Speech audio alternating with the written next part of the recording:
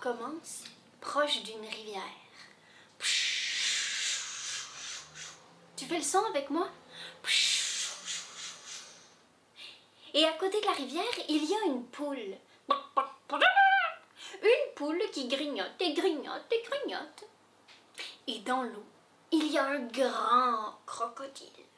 Un crocodile qui sent la poule et qu'il décide de la manger. Alors il sort de l'eau et s'approche. Poum, poulouboulou, pouboum, pouboum. Il voit la délicieuse poule ouvre grand la gueule. Et la poule s'exclame: mon frère, ne mange pas s'il te plaît. Et le crocodile, snap, referme la gueule. Mon frère? Comment mon frère? Mais t'es une poule, moi je suis un crocodile. C'est bizarre. Et poum, poulouboulou, pouboum, pouboum. Notre crocodile retourne dans l'eau. Et le lendemain, notre poule grignote et grignote et grignote. Et dans l'eau, le crocodile la sent. Il sort de l'eau et s'approche. Poum, poulouboulou, pouboum, pouboum. Il ouvre grand la gueule pour la dévorer quand la poule dit: mais mon frère, ne mange pas. Comment, mon frère? Comme c'est bizarre. Et il retourne dans l'eau. La troisième fois, c'est pareil. Il sort de l'eau. Poum, poulouboulou, pouboum, pouboum. Ouvre grand sa gueule. Et la poule répond: s'il te plaît, ne mange pas. Et zut! Le crocodile ne sait plus quoi faire. Il ne peut quand même pas manger son frère. Mais une poule, c'est pas son frère. Alors le crocodile retourne bredouille un peu plus loin, sur la pierre. Il y a un lézard qui se réchauffe, qui se réchauffe et se réchauffe au soleil. Et le crocodile s'approche et dit: mon ami lézard, j'ai besoin de ton aide. La poule ne veut pas que je le mange. La poule dit qu'on est frères. Oh, c'est bizarre, bizarre, bazar. Notre lézard réfléchit. Mais vous êtes beaucoup plus frères que vous ne le pensez. Comment? Moi, je suis des écailles et des os, et lui, c'est plein de chair grasse et de plumes, c'est bizarre, bizarre, bazar. Mais tous les deux, vous vivez dans l'eau, et tous les deux, vous pondez des œufs. Vous êtes peut-être plus frères que vous ne le pensez. Et le crocodile qui réfléchit: non, c'est vrai. Il retourne voir la poule. Poum, poulouboulou, pouboum, pouboum. Il va pour ouvrir grand la gueule, mais finalement il dit: dis, tu veux jouer avec moi? Et la petite poule: tu ne me mangeras pas? C'est promis, mon frère. Allez, monte. Et la poule monte sur son dos. Et ils s'en vont ensemble dans la rivière. Ils naviguent. Et c'est comme ça que les poules ne sont plus mangées par les crocodiles. Que les crocodiles se rendent. Et c'est comme ça que les crocodiles ne mangent pas de poules. La morale de cette histoire, les amis, c'est qu'on peut devenir amis avec n'importe qui, peu importe nos différences. C'est pas mal quand même.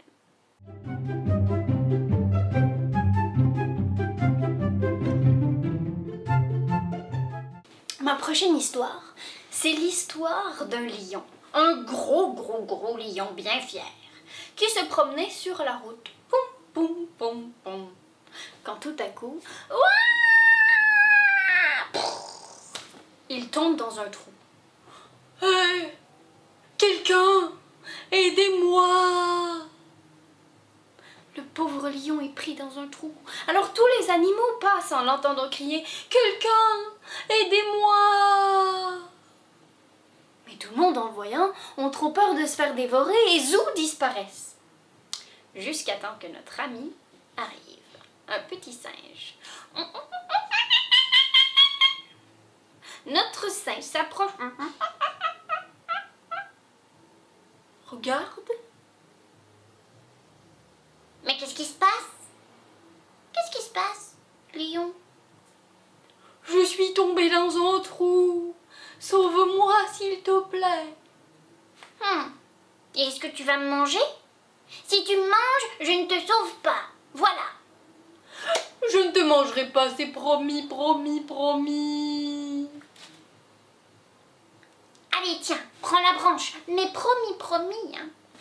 Alors le singe lance une branche au fond du trou et notre lion s'agrippe à la branche et remonte tranquillement et plouf, arrive sur la terre ferme. Merci, merci. C'est son bedon qui gargouille au lion. Ça fait longtemps qu'il était dans le trou. Il avait une faim de loup. Enfin, de lion. Et il y avait un singe juste à côté. Un singe qui avait l'air si délicieux. Et le lion ouvre la gueule. Et le singe dit « Non, tu as promis de ne pas me manger. C'est pas juste. Je demande qu'on fasse un tribunal, qu'on aille voir les autres animaux et qu'ils décident eux-mêmes de qu'est-ce qu'on fera. » Bon, d'accord. Et le lion et le singe partent sur la route, jusqu'à temps qu'ils croisent une girafe. Une grande girafe. La grande girafe regarde le lion et ne veut pas se faire dévorer.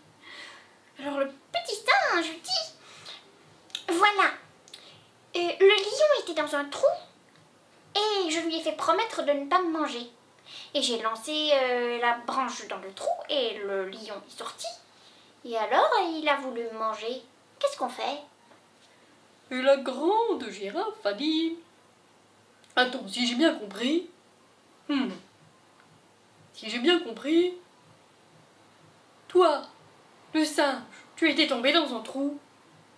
Alors le lion est arrivé, il a tendu une branche, tu es sorti, il a voulu te manger. C'est ça ? » Mais non, c'est pas ça du tout. Oh. Et tant pis. Et ils continuent leur route. Et ils s'en vont voir la hyène. Non, une hyène, ça se fait pas dévorer par un lion. Disons plutôt une gazelle. Ils sont arrivés proche de la gazelle et la gazelle, bien fière, regardait. Oh, le lion. Oh, le lion, je ne veux pas me faire manger, je vous en prie. Et le singe qui dit « Nous avons besoin de toi comme d'un juge. Voilà. Le lion est tombé dans un trou. Je lui ai fait promettre de ne pas manger. Et alors je lui ai tendu une branche et il est ressorti. Et il a voulu me manger. Qu'est-ce qu'on fait ?» Et la gazelle, si j'ai bien compris. Alors, le lion était tombé dans un trou. Une branche est arrivée. Et alors tu lui as tendu. La branche a tendu un singe, c'est ça? Mais non, pas du tout, c'est pas ça qui s'est passé, oh là là. Et ils ont continué leur route pour trouver un autre ami. Ils sont arrivés proches de l'hippopotame. L'hippopotame? Oui, l'hippopotame. L'hippopotame avait peur de se faire manger, oh là là là là là là là là là. Alors ils ont encore raconté leur histoire. Le lion était dans un trou. Je lui ai fait promettre de ne pas manger. Alors il est arrivé, et puis je lui ai tendu une branche, et puis il est sorti, et puis voilà, il veut me manger. Qu'est-ce qu'on fait? Et l'hippopotame qui réfléchit et qui dit je suis pas sûre d'avoir compris, moi. Je crois que... Hein? Pauvre hippopotame. Alors ils continuent leur route. Ils continuent jusqu'à temps qu'ils arrivent proche d'un lièvre. Et le lièvre regarde. Comme c'est drôle. Comme c'est drôle. Un singe avec un lion. Et alors, notre petit singe raconte son histoire. Le lion était dans un trou. Et je lui ai fait promettre de ne pas manger. En échange, j'ai mis une branche. Et puis il a été sauvé. Et puis voilà. Maintenant, il veut me manger. Qu'est-ce qu'on fait? Si j'ai bien compris...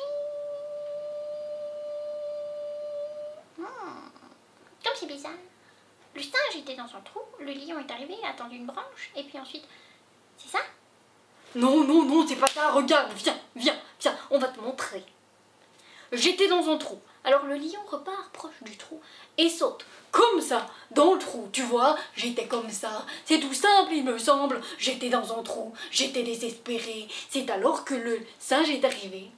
Oui, c'est alors que je suis arrivée et que j'ai dit je peux te sauver si tu veux. Et le petit singe et le petit lapin dit eh bien, je crois que j'ai trouvé la solution. Tu resteras dans ton trou et nous, on s'en ira. Et c'est comme ça que notre petit singe a été sauvé grâce à un petit lapin. Et le lion est encore dans son trou. Quelle histoire!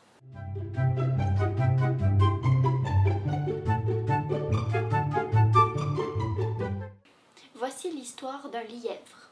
D'un lièvre qui sautait, bong bong bong, dans la savane. Quand tout à coup, il découvre un grand baobab. C'est un grand arbre. Le grand baobab est dans le vent. Bon, bon, bon, bon. Oh, baobab, comme tu es joli, comme tu es beau et grand. Je t'aime tant. Et alors le baobab dans le vent. Bonjour, petit lièvre. Tu vas bien? Oui, oui. Dis-moi, est-ce que tu fais des fruits? Je pourrais y goûter. C'est bon, dis donc. Et alors le baobab fait tomber les fruits. Et notre petit lièvre goûte. Oh, c'est doux, oh, c'est bon, oh, c'est merveilleux. Merci, baobab. Oh, merci. Et alors le baobab décide de s'ouvrir le ventre, le tronc. Viens voir à l'intérieur. Et notre petit lièvre saute à l'intérieur du baobab. Et il trouve une foule de trésors, des trésors merveilleux. Il ressort finalement du baobab, le remercie amplement et reprend sa route avec quelques trésors autour du cou. Quand finalement il rencontre la hyène est aux aguets. La hyène regarde partout. Et la hyène voit des trésors. Ouh, c'est simplement le baobab. Le baobab m'a fait un trésor. Et notre petit lapin, bong bong bong, raconte son histoire. Et la hyène a envie d'avoir un trésor, elle aussi. Alors elle repart. Elle va voir le baobab et fait tout ce que notre lièvre a fait. Et finalement, au moment où le baobab ouvre son tronc pour lui permettre de rentrer, il rentre et voit tous les trésors. Il les veut tous. Il prend 1, 2, 3. Il prend tous les colliers qu'il peut. Il prend tous les trésors et tout l'or. Il en veut toujours plus, toujours plus. Et au moment où il va pour sortir sans même dire merci, l'écorce du baobab se referme sur ses fesses. Aïe, aïe, aïe, aïe, aïe, aïe, aïe, aïe, aïe, aïe, aïe, aïe. Et c'est pour ça que depuis ce temps, les hyènes marchent les fesses basses. Et on dirait que le rire ressemble à une plainte de douleur. Et oui, c'était l'histoire du baobab.